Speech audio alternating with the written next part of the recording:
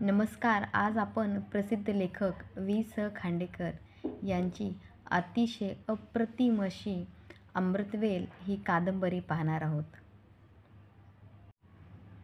वसू चिंतायुक्त स्वरात तिला सांगत होती. 2-3 महिने झाले बघ. मधुरीला एकदम फिट्स यायला लागल्या. खूप उपाय केले विलासपुरात, पण काही केल्या गुण येईना. म्हणून इथं घेऊन आले तिला. बड्या बड्या डॉक्टरांना दाखवलं.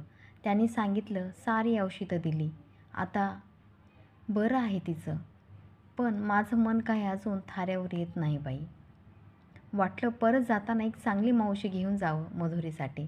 म्हणजे आपल्यालाही सोबत होईल आणि बेबीलाही एकटं एकटं वाटणार नाही. सख्या बहिणीसारखी कोणीतरी हवी होती मला, जे कोणी ओळखीचं भेटेल. त्यांना सांगत होते मी. परवा मधूसाठी एक छोटं गोष्टीचं पुस्तक आणलं. ती होती शकुंतलेची गोष्ट. दासबाबूची आठवण झाली एकदम मला. शकुंतला म्हणायचे ना ते मला. बोलता बोलता वसुंधरा थांबली. एखादा अर्धवट सूर वाऱ्यावर विरून जावा तशी. समोरच्या त्या भल्या मोठ्या बाहुलीकडे मोठ्या मायाने पाहत ती गुणगुणू लागली. नैना बरसे रिमझिम रिमझिम, नैना बरसे रिमझिम रिमझिम. नंदाला थोडे चमत्कारिकच वाटले. मधुरा तर कुठे दिसत नव्हती. इतक्यात पार्वती चहाचा ट्रे घेऊन आत आली. चहा तयार करून तो पेल्यात ओतता ओतता ती म्हणाली, वहिनी साब, गावासने जायचं, कवा निघायचं? बाहुलीवरची नजर पार्वतीकडे वळत वसुंधरा म्हणाली, का ग, गंगारामाची आठवण होते वाटतं सारखी. पार्वती लाजली. खाली मान घालून पाहू लागली. वसुंधरा नंदाकडे वळून म्हणाली, आमची पार्वती मोठी हुशार आहे हं. अगदी जीव लावून माझं आणि मधुराचं सारं काही करते ती. खुदकन हसत ती पुढे उद्गारली, लग्न झालं हिचं 4 महिन्यापूर्वी गंगारामाशी, देवदत्ताच्या ड्रायव्हरशी. नंदानं विचारलं, देवदत्त? देवदत्त कोण? वसुंधरा उत्तरली, अगं हो, सारच मुसळकेरात. तिकडच्या ड्रायव्हरशी असं म्हणायला हवं, नाही का? पण मी आपली देवदत्तच म्हणते त्यांना. फार मोठी लायब्ररी आहे हं त्यांची. तुझ्यासारख्या विदुषीची काही अडचण होणार नाही विलासपुरात. शिवाय जवळच चंदनगड म्हणून एक जुना किल्ला असलेलं गाव आहे. चांगलं हवेचं ठिकाण आहे. तिथं सुंदर बंगला आहे आमचा. अगदी मजेत दिवस जातील तुझे. पार्वती बाहेर जाऊ लागली तेव्हा काही आठवल्यासारखं करीत वसुंधरा म्हणाली, अगं मधू कुठे आहे?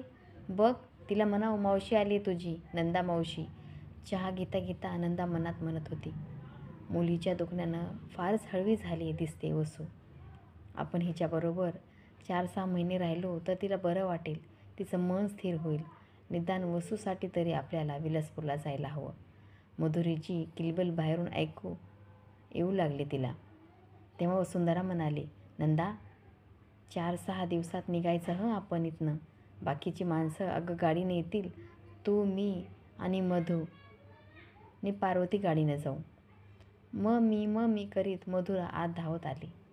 5 वर्षाची ती गोड पोरगी पाहून नंदाला वात्सल्याचे भरते आले. तिला मिलिंदची एकदम आठवण झाली. आईपाशी कोणीतरी बसले आहे हे लक्षात येताच मधुरा थबकली. नंदाकडे टक लावून पाहू लागली ती. मग तिने हळूच विचारले, मम्मी, हीच ना गं नवी मावशी? नंदाने उठून लाजऱ्या मधुरेला अलगद उचलली. तिला आपल्या मांडीवर बसवीत आणि तिची छोटी हनवटी वर करीत ती म्हणाली, मला छान छान गोष्टी येतात हं. विस्फरलेल्या डोळ्यांनी तिच्याकडे पाहत मधुरेने विचारलं, खरं? नंदाने मान डोलावली. मधुरेनं उत्सुकतेने प्रश्न केला, मला गोष्टी सांगशील आत्ता? नंदाने पुन्हा मान डोलावली. मधुरा हळूच म्हणाली, राक्षसाची नको हो सांगू, भय वाटतं त्याचं मला. राक्षस न म्हणता राक्षस हा शब्द तिने स्पष्ट उच्चारला. त्याचे नंदाला मोठे कौतुक वाटले. ती हसत म्हणाली, छान छान गोष्टी सांगेन मी तुला, पण त्यासाठी एक आधी पापा द्यायला हवा मला. नंदा आता आपला पापा घेणार असे वाटून मधुरा झटकन तिच्या मांडीवरून दूर झाली. वसुंधरेच्या पुढ्यातल्या बाहुलीकडे आता कुठे तिचे लक्ष गेले. बाहुल्याची राणी बाहुल्याचीच राणी म्हणून टाळ्या पिटीत ती उचलायला मधुरा धावली, पण वसुंधरेने ती पटकन उचलली. त्या बाहुलीला गुरवळीत वसू म्हणाली, आता नाही हात लावायचा हिला. 5 मिनिटात तिचं अर्धमेली करून सोडशील तू. तुमच्या रक्तातच मोडतोड आहे ना, त्याला काय करायचं. बोलता बोलता ती उठली. कोपऱ्यातल्या सुंदर आरसा असलेल्या अलमारीवर तिने ती बाहुली ठेवून दिली. बाहुली न मिळाल्यामुळे मधुरा चिडली. तिचे ओठ थरथर कापू लागले. तिला चटकन जवळ घेऊन तिची समजावणी करीत नंदा म्हणाली, असं रागवायचं नाही बाई, आपण दुसरी मोठी बाहुली आणू. आता तिच्या गोड बोलण्याने आणि मायेच्या स्पर्शाने मधुरा सुखावली. तिच्या ओठाची थरथर थांबली. नंदाने वसूकडे पाहिले. मधुरेच्या हाताला लागू नये म्हणून अलमारीवर ठेवलेल्या बाहुलीकडे पाहत ती तशीच उभी राहिली. नंदाने पुन्हा निरखून पाहिले. वसुंधरा बाहुलीकडे पाहत नव्हती. अलमारीच्या लंबवर्तुळाकार सुंदर आरशात पडलेले आपले मोहक प्रतिबिंब पाहण्यात ती गुंग होऊन गेली होती. घाटातले दृश्य पाहता पाहता नंदा हरवून गेली. जणू सुंदर स्वप्नाची जत्रा भरली होती तिथे. ते पाहून परिराज्यातून तर आपण प्रवास करीत नाही ना, असा भास तिच्या मनात निर्माण झाला. घाटातली वळणे गाडी सहजतेने घेत होती. कबुतराने ऐटीत मान मुरडून एकदा इकडे तिकडे पाहावे, तशी धुक्याच्या निळसर मच्छरदाणीत झोपी गेलेली वनश्री अजून जागी झाली नव्हती. तिच्या निद्रित लावण्याच्या अस्फुट दर्शनाने नंदा मंत्रमुग्ध होऊन गेली. आकाश दिसत नव्हते, पण बहुधा त्यात ढग रेंगाळत असावे. पहाटे पडून गेलेल्या पावसाच्या सरीने सारी सृष्टी अभंग स्नान केलेल्या सुवासिनीसारखी दिसत होती. सडा समार्जन करून फुलाफुलांची रांगोळी काढून आता ती देवपूजेला बसणार होती. त्याकरिता सूर्याचे निरंजन लावायला ती सिद्ध झाली होती. सूर्यबिंब क्षितिजावर आले. हा हा म्हणता त्यांचा अंधुकपणा नाहीसा झाला. इतका वेळ नंदाला घरचा विसर पडला होता. नवे खेळणे मिळाले म्हणजे लहान मुलाला आईची सुद्धा आठवण होत नाही, तशी थोडीशी तिची स्थिती झाली होती. पण समोर सूर्यबिंब दिसताच तिला एकदम मायेची, दादाची आणि मिलिंदाची आठवण झाली. तिला वाटले, दादा चहा घेऊन वर्तमानपत्र वाचत बसले असतील, पण त्यांचे अर्धे लक्ष बातम्यात आणि अर्धे लक्ष आपल्या प्रवासाकडे असतील. माई चहाच्या वेळी आपली आठवण काढून हुरहुरत असेल आणि जाग्या झालेल्या मिलिंदला मावशी कुठे अशी भुणभुण सुरू केल्यावर त्याची समजूत घालता घालता मायेची पुरे वाट झाली असेल. मागून मधुरीची तक्रार ऐकू आली, मी मावशीपाशी बसणार, मला मावशी हवी आहे. नंदाने वळून पाहिलं. वसुंधरा कोपऱ्यात डोळे मिटून पडली होती. पार्वतीच्या मांडीवर झोपलेली मधुरा जागी झाली होती. नंदाने तिला हळूच पुढे घेतले. मावशीच्या मांडीवर बसून मधुरा बाहेर पाहू लागली. झाडे पाठशिवणीचा खेळ खेळत पळत होती. मान वळवून ती म्हणाली, नंदा मावशी, आमच्या बागेतली झाडं कधी कधी पळत नाहीत गं, ही कशी पळतात सांग बरं मला. प्रत्येक पिढीला बालपणी पडणारा हा गहन प्रश्न ऐकून नंदा मनापासून हसले. मधुरीची केस कुरवाळीत ती उत्तरली, झाड पळत नाहीत बाळा, आपण पळतोय. मधुरा काही कमी वस्तात नव्हती. ती झटकन म्हणाली, आपण कुठे पळतोय, आपण तर गालीत बसलोय. आपण पळतोय म्हणजे आपली गाडी पळतीये. चूक. मधुरा टाळ्या पिटीत ओरडली. मी मिस्किलपणाने नंदाकडे पाहत तिने विचारलं, तू किती शिकलीस मावशी. MA झाली मी. MA, पण माझ्यासारखी मातीसारखी कुठं झालीस तू. झाडं कशी पळतात हे आमच्या गाण्यात सांगितलंय. शिशुवर्गातल्या बडबड गीताचा शास्त्रधार मधुरेनं पुढे केलेला पाहून नंदाला मोठी गंमत वाटली. ती लटक्या गंभीरपणे म्हणाली, ऐकू द्या तरी ते गाणं. मला MAला सुद्धा कुणी शिकवलं नाही ते. माना डोलवीत आणि हातवारी करीत मधुरा मुक्त कंठाने गाऊ लागली. गाडी चालली झुक झुक झुक, माकडा टूक टूक टूक, भूर भूर पळती काही झाडे, पहा पाऱ्यांचे हे वाडे. विलासपूरचे पहिले दर्शन आपल्याला दिवसा उजेड होईल अशी नंदाची कल्पना होती. पण दुपारची विश्रांती घेऊन पुणे सोडताना वसुंधरा ड्रायव्हरला म्हणाली, महादेव, थेट विलासपूरला जायचं नाही हं. तो एक रस्ता फुटतो ना मध्ये, साताऱ्याच्या पुढे अंगारा घेतला होता बघ. मुंबईला जाताना त्या बोवाकडे जायचंय. त्याच्या पायावर बेबीला घालू आणि मग पुढे जाऊ.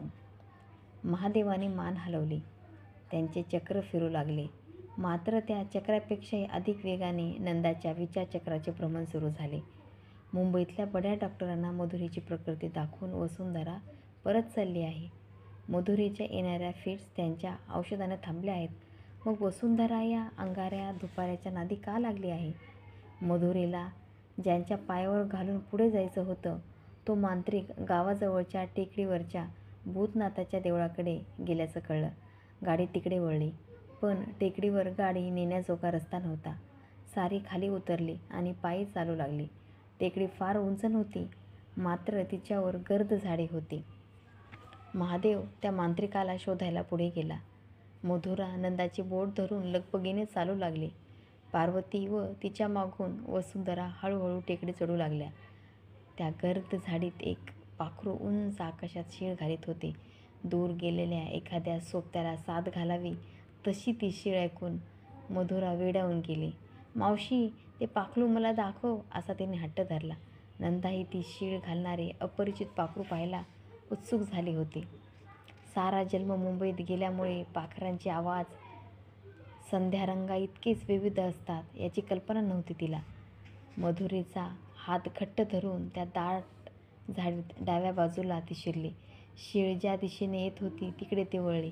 ते पाखरू कुठे तरी जवळपास असावे, पण ते नक्की कुठे हे कळेना. त्याला शोधून काढणे हा लपंडावापेक्षा अधिक आनंददायक खेळ होता. नंदा मधुरा इतकीच लहान झाली. ते पाखरू शोधून काढण्यासाठी उजवीकडे वळ, डावीकडे पहा असे करू लागली. आता शीळ फार जवळून ऐकू येत होती. आनंदाच्या भरात मधुरेने नंदाच्या हातातून आपला हात सोडून घेतला. ती पुढे धावली. याच वेळी बंदुकीचा नेम धरून सैनिकासारखा दिसणारा एक मनुष्य झाडीतून पुढे आला. त्याच्या हातातली बंदूक पाहताच मधुरा एकदम किंचाळली. आई, आई, थरथर कापत ती खाली कोसळली. डोळ्याचे पाते लवते न लवते तोच हे सारं घडलं. असं काहीतरी होईल याची नंदाला कल्पना नव्हती. आपला शिकारीचा छंद पुरा करायला टेकडीवर आलेल्या त्या मनुष्याला तरी ती कशी असणार? नंदा चटकन खाली बसली. मधुरेचं मस्तक मांडीवर घेऊन पदराने तिला वारा घालू लागली. मागून येणाऱ्या जागीरदारबाईने लवकर येऊन यायला तिने त्या मनुष्याला सांगितले. मधुरा अधूनमधून डोळ्याची विचित्र उघडझाप करीत होती. विलासपूरला पोहोचायच्या आत हे काय विघ्न उद्भवले असे मनात येऊन नंदा गोंधळून गेली. वसुंधरा आली. अंगारा देणारा भूतनाथाचा उपासकही याच वेळी तिथे प्राप्त झाला. बराच वेळ छुछू करून आणि त्या टेकडीवरच्या साऱ्या भूताकेतांना धमक्या देऊन त्याने आपला मंतरलेला अंगारा मधुरेला लावला. पण मधुरा लवकर शुद्धीवर येण्याचे लक्षण दिसेना. मग महादेव खाली धावत गेला. पळतच गाडीतली औषधाची बॅग घेऊन आला. वसुंधरेने दिलेल्या एका औषधाच्या थेंब नंदाने अळेबळे मधुरेच्या तोंडात घातले. 10-10 मिनिटांनी ती थोडे थोडे थेंब घालीत होती. जवळजवळ 2 घटकाने मधुरा शुद्धीवर आली. थरथर कापत तिने विचारले, आजी, आजी कुठे? लगेच तिने आपल्या चिमुकल्या हाताने डोळे गपकन मिटून घेतले. ती रडव्या स्वरात म्हणाली, मारू नका, माझ्या आजीला मारू नका. नंदा विलासपूरला पोहोचली तेव्हा सारे गाव अंधार पांघरून झोपेच्या कुशीत पेंगाळून पडले होते. आपल्या प्रशस्त दालनाशेजारी खोली वसुंधरेने तिला दिली. तिथे तिने आपले सामान टाकले. मधुरा गाडीतच झोपली होती. त्यामुळे हातपाय धुवून होताच दोघी जेवायला बसल्या. मात्र जेवताना नंदा अगदी अबोल होती. तिला दिलेल्या खोलीत भिंतीवर जिकडे तिकडे देवदेवकांची चित्रे आणि साधू संतांच्या तसबिरी होत्या. त्यातल्या एका तसबिरीकडे तिने कुतूहलाने पाहिले. खुर्चीवर चढून ती कुणाची तसबीर आहे हे जाणण्याचा प्रयत्न केला.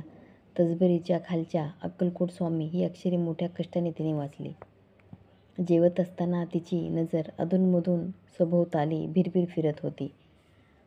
जहागीरदारिणीच्या निवासस्थानाला शोभेल अशी कुठलीच सजावट तिला दिसेना. एखाद्या मठाप्रमाणे जिकडे तिकडे पुराणकथावर आधारलेली चित्रे स्वागत करीत होती.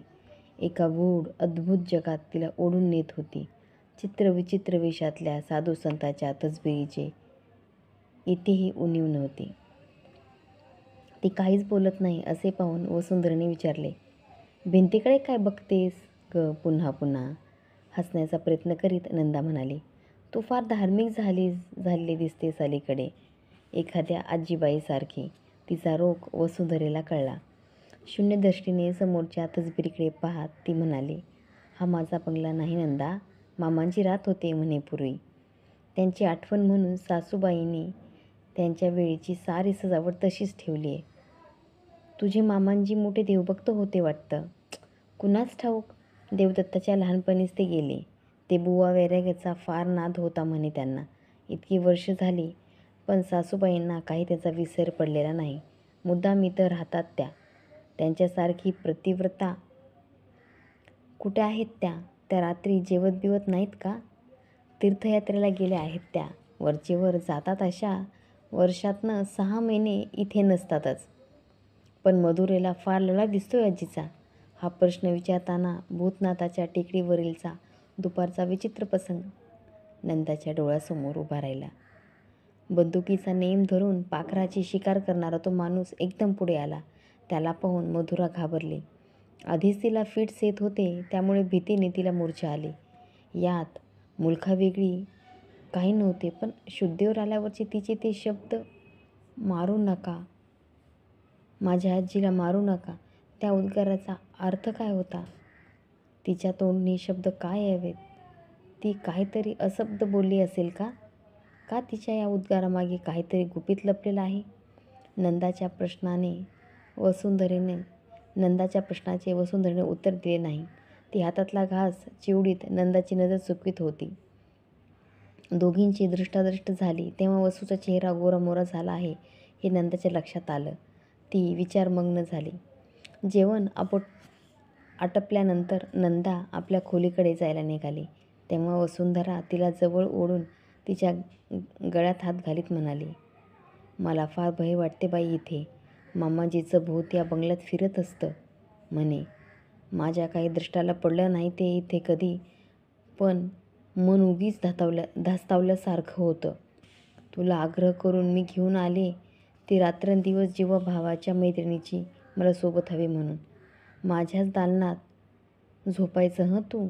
नंदा आश्चर्याने तिच्याकडे पाहू लागली. तिच्या मनात आले, कितीतरी दिवसांनी वसुंधरा परतली आहे. देवदत्त तिच्या वाटेकडे डोळे लावून बसले असतील. विरहकालाच्या लहानसहान सुखदुःखाची देवाणघेवाण करून त्यांना रात्र जागवायची असेल. असे असून वसुंधरा हा वेडा आग्रह आपल्याला का करीत आहे?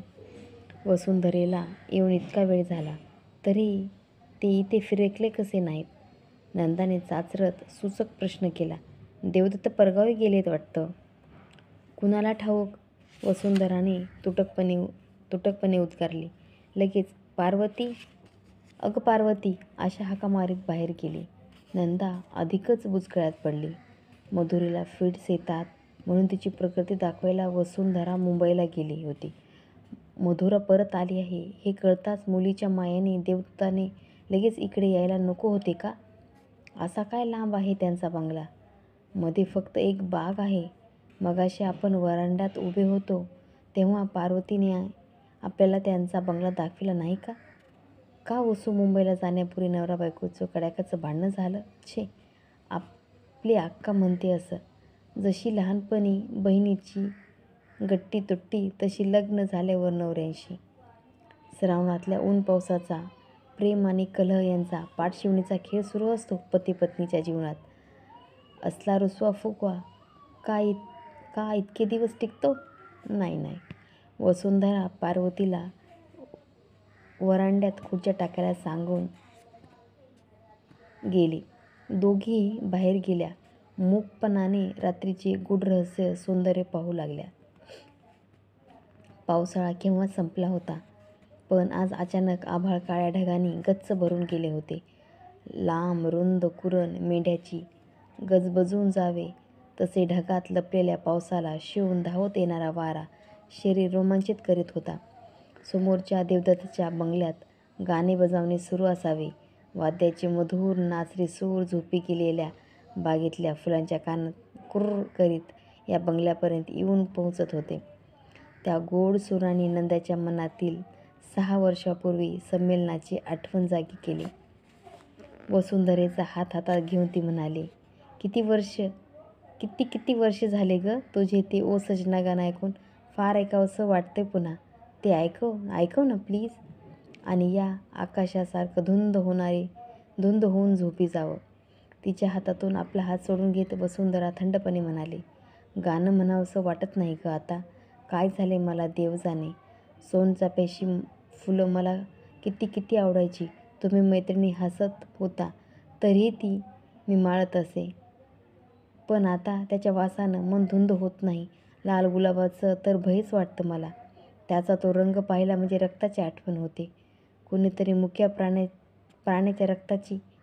नंदाचे मन शेखरच्या दुःखाच्या स्मृतीच्या पिंजऱ्यातून बाहेर पडले होते. मोकळ्या आकाशात ते उडू पाहत होते. त्या पाखराला आपले आवडते गाणे ऐकायचे होते. ते लढीक सूर मनात घोळवीत झोपी जायचे होते. स्वतःच्या या उल्हासित मनस्थितीमुळे वसुंधरेची बोलणे तिने मनावर घेतले नाही. उलट ती तिला मोठ्या लाडीपणे म्हणाली, माणसाला सुखदुःख असतातच आणि माणसाला सुखदुःखात दुःखत म्हणतात ते खरं वाटायला लागले मला तुझ्यावरून. अगं वेडे, देवाने एवढा गोड गळा दिलाय तुला. तो काय असं कुडत बसायला. वसुंधरेने नंदाचे दोन्ही हात एकदम घट्ट धरले. तिच्या कापऱ्या हाताच्या स्पर्शाने नंदा स्तब्ध झाली. दाटलेल्या कंठाने वसुंधरा म्हणाली, या गळ्यानंच गळा कापला माझा बाई. त्या तुझ्या आवडत्या गाण्याचं सही लतासारखं म्हणायची ना मी ते. पण एकदम तिने आपले हात नंदाच्या हातातून सोडून घेतले. दोन्ही हाताने तोंड झाकून घेत ती मुकी झाली. नंदाला तिच्या या बोलण्याचा अर्थ कळेना. कसले तरी मोठे दुःख ती आपल्यापासून लपवीत आहे एवढी मात्र तिची खात्री झाली. पण दुःखी कष्टी होण्यासारखे वसूच्या आयुष्यात घडले तरी काय. दुपारी प्रवास तिच्या लग्नाची हकीकत नंदाने ऐकली होती. लहानपणीची पोरकी झालेली ही मुलगी दिसायला सुरेख, गळा गोड, अभ्यासात मात्र गती नव्हती. मामाने हिला वाढवले, शिकवले. कॉलेजच्या पहिल्या वर्गात असतानाच पार्श्वगायिका म्हणून चमकण्याची संधी चालून आली तिला. तिचे मामा तिला ज्या स्टुडिओत घेऊन जात होते तेथे देवदत्त येत असे. ते तिच्या गाण्यावर खुश झाले. तिच्या रूपाने वेडावून गेले. हा म्हणता ती विलासपूरची जहागीरदारीण झाली. संस्थाने, जहागिऱ्या इत्यादी गोष्टींना आता पूर्वीइतकी किंमत उरली नव्हती. पण ही पोरगी गरीब मुलगी एका श्रीमंत घरची लक्ष्मी झाली. ज्याला भाग्य म्हणतात ते यापेक्षा काय निराळे असते. सुदैवाने वसूची अशी पाठराखण केली असताना ही वेडी मुलगी त्याच्याकडे पाठ फिरून अशी का वागत आहे. ही वेळ या प्रश्नाचे उत्तर शोधण्याची नाही, उलट वसूला धीर द्यायचा आहे हे नंदाच्या लक्षात आले. वसूच्या पाठीवरून बहिणीच्या मायेने हात फिरत ती म्हणाली, असं काय बरं करावं माणसानं वसू. तू तर मधुरीपेक्षाही लहान झाली आहेस. चल आता झोपायला. वसुंधरेचा हात धरून तिने तिला आत नेले. तिच्या पलंगावर तिला हळुवारपणे झोपवले. तिचे मस्तक थोपटीत ती काही वेळ बसली. प्रवासाचा शीण तिलाही जाणवत होता. थोड्या वेळाने ती उठली. समोरच्या आपल्या पलंगावर येऊन पडली. पण तिला चटकन झोप लागली नाही. बाहेरच्या आभाळाप्रमाणे कितीतरी प्रश्नांचे काळे कुट्ट ढग तिच्या मनातही जमले होते. नंदा जागी झाली. ती पाखरांच्या गोड किलबिलाटाने.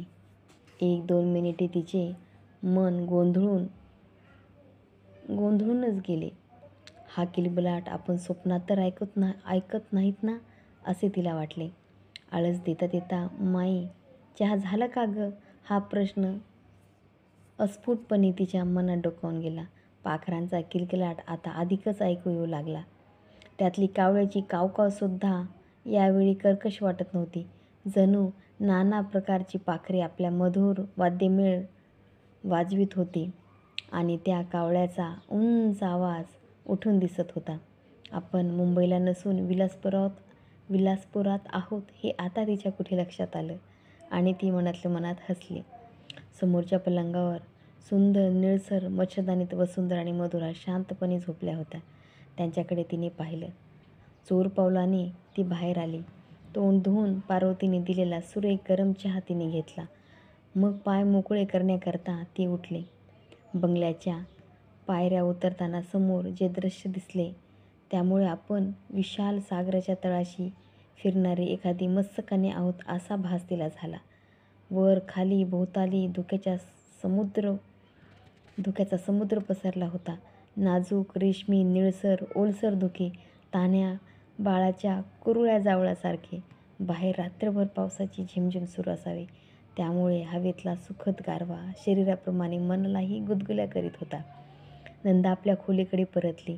स्वेटर घालून ती बागेत आली. या धुक्यात आपल्याबरोबर लपंडाव खेळायला दुसरे कोणीतरी हवे होते असे तिला राहून राहून वाटू लागले. बालपणी आजोळी गेल्यावर नदीच्या पाण्यात उतरून ती आणि सुमित्रा एकमेकीच्या अंगावर पाणी बुडवीत असत तसे हे धुके उडवून खेळावे अशी इच्छा तिच्या मनात निर्माण झाली. या कल्पनेशी खेळता खेळता तिला वाटले, निसर्ग माणसाच्या मनातल्या शेषवाला सदैव जागवित असतो. हेच खरे. त्या गारगार निळसर समुद्राच्या तळाशी फिरत फिरत ती बागेतल्या वृक्षवेलीशी आणि फळाफळाशी विचारपूस करू लागली. कळ्या अजून उमलायच्या होत्या. समुद्राच्या तळाशी असलेल्या मोत्यांच्या शिंपल्याप्रमाणे त्या तिला वाटल्या. बागेच्या मध्यभागी एक सुंदर चबुतरा होता. एखाद्या शिरपेचाप्रमाणे एक चिमुकले कारंजे त्याच्यावर ऐटीत उभे होते. नंदा त्या चबुतऱ्यावर टेकली. एकदम तिला मिलींची आठवण झाली. तो आता उठला असेल, मावशीला घरभर धुंडाळीत असेल. घराच्या आठवणीने तिचे मन काही क्षण हुरहुरले. लगेच निरोप घेताना तिने वाकून नमस्कार केला तेव्हा तिच्या पाठीवरून वात्सल्याने हात फिरवत दादा जे बोलले होते ते तिला आठवले. नंदा, इकडची काळजी करू नकोस बेटा. उगीच जुन्या आठवणीच्या खपल्या काढीत बसू नकोस. गेले ते गेले. गंगेला मिळाले. नव्या मित्रमैत्रिणी जोड. सुखी हो. शेवटी आयुष्यात ज्याला त्याला आपल्या पाऊलवाटेनंच पुढं जावं लागतं हे क्षणभरही विसरू नको बेटा. त्या वाटेला नव्या वाटा फुटतात. जुन्या वाटा येऊन मिळतात. त्या सर्वांचं स्वागत कर. आषाढातल्या पावसासारखी कोजागिरीच्या चांदण्यासारखी त्यांच्यावर माया कर. दादाच्या बोलण्यातला शब्द न शब्द नंदाने मनात साठवून ठेवला होता. वसू ही आपली बहीण आहे. मधुरा ही आपली भाची आहे असे मानूनच ते इथे राहणार होते. पण तिच्या जीवाचे धागे अजून मुंबईतल्या घरकुलात गुंतले होते. किती वेळ तरी ती शरीराने विलासपूरमधल्या त्या चबुतऱ्यावर पण मनाने मुंबईतल्या आपल्या घरात भ्रमण करीत होती.